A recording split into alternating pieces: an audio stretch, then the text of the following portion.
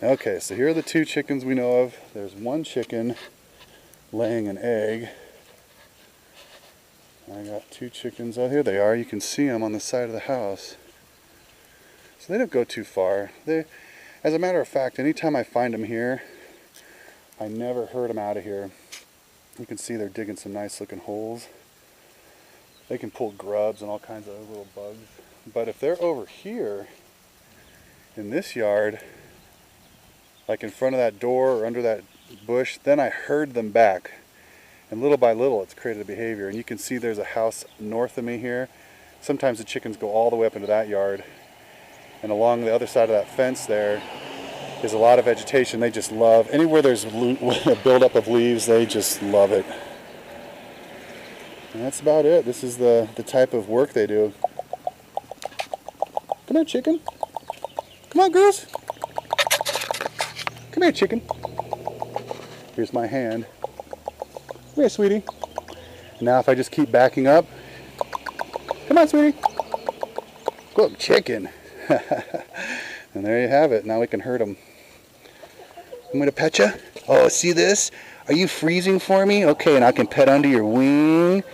Oh, yeah, I can feel your gizzard. Oh, yeah. Do you want me to pet you too? Big Red doesn't usually freeze like that for us to pet. Okay, let's look at, here's the van. The van is for sale. It's a 4-wheel drive. Not many of those.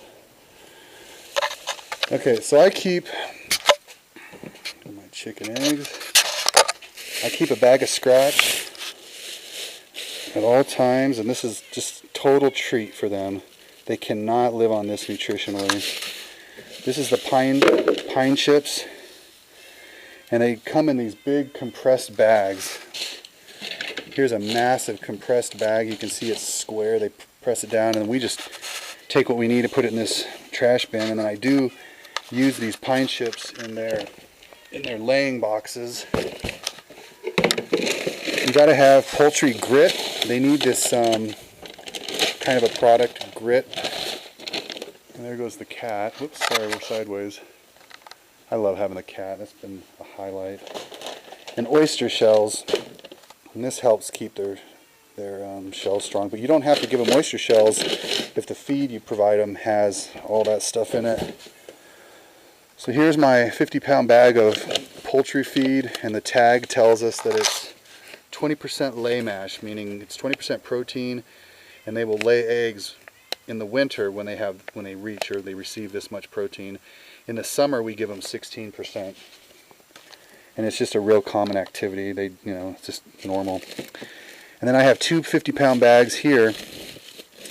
And this is just for grain. You can see here it's a 4-way mix. It's wheat, corn, barley, and canola.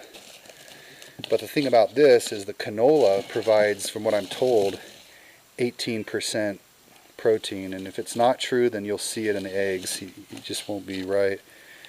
This is, to me, in my opinion, this is as close to mash, or excuse me, as close to the scratch. But from what I'm being told, and people I'm buying it from, this is equally nutritious as the lay mash, the corn they call lay mash or laying eggs. That's about it, and I just do a mixture because I just don't know who to trust. So I make sure I give them a mixture of the corn.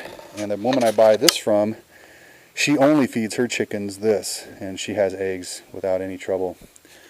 So in that respect, I feel comfortable giving them just that grain, but I do still give them a little bit just because when you give them the lay mash, it has all of the oyster shell type product. And if you give them just 4 grain, then you actually have to supplement this with an oyster product or ground up rocks, calcite. It's like ground up limestone or something. That's about that. The van, and of course you got to say hi to the XR. And we'll go see the little cat area here. There's Kayla's XR. Those are some good days. We're actually going to sell these things and move on, we feel. So here, we just have this little cellar. In the back of my garage, we have this cellar. We don't use it. I'll just pick this up and show you.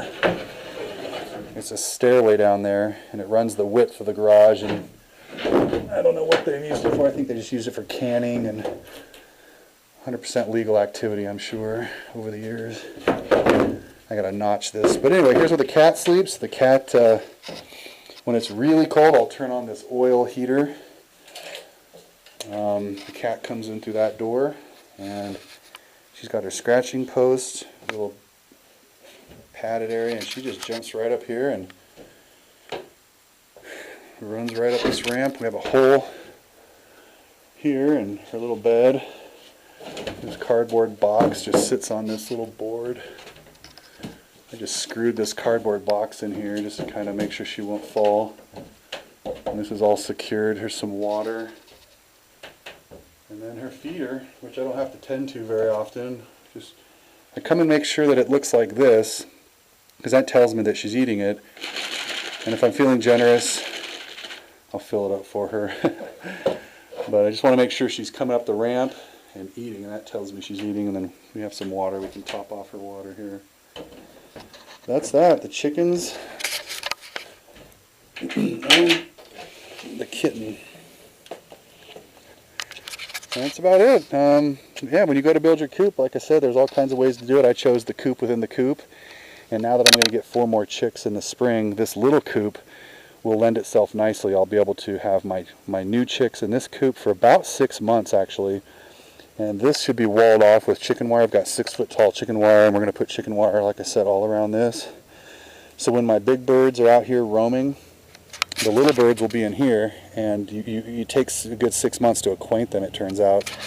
And sometimes I'll probably put my big birds in this run here, and then I'll let the little birds out in here. So it's just going to be kind of a next chapter of my backyard chickens, where I'm going to have 2 distinct flocks. And over time, these birds will be big enough, and these birds will have eaten next to one another. Point being is, when I have little chicks in here, I'm going to have to bring the big birds out, and I'm going to put food right here. And the little birds are going to have food there, and they're going to have to eat their food with their heads pointing to one another. And they'll do that for like 3 to 6 months. So that ought to be fun. And that's about it. We're going to put some fruit trees back here, and this will be like the garden area. Been wanting a garden for a number of years, so looks like we'll get it potentially done this year. So yeah, you can see the chickens are going to have quite a nice large area to run in full time. They'll have access to this full time. The only thing that will occur on a daily basis is that they do automatically go in. So if I have the chickens out here at sunset, and if I throw them some scratch right when they're done and it's dark, without a cue, I can go in the house and they'll just walk in here and they'll let themselves in. They'll go perch up at night. So that's the only activity I have, is just opening and closing the door, which I'm going to automate with the drapery motor. And then once I have that installed, I'll be able to watch the chickens out here just kind of coming and going as they please. So that's about it. And that's how much poop I have for the course of the winter. When they were on antibiotics, I was not collecting the poop. I was putting it in the municipal garbage. Needless to say, they're off that stuff now.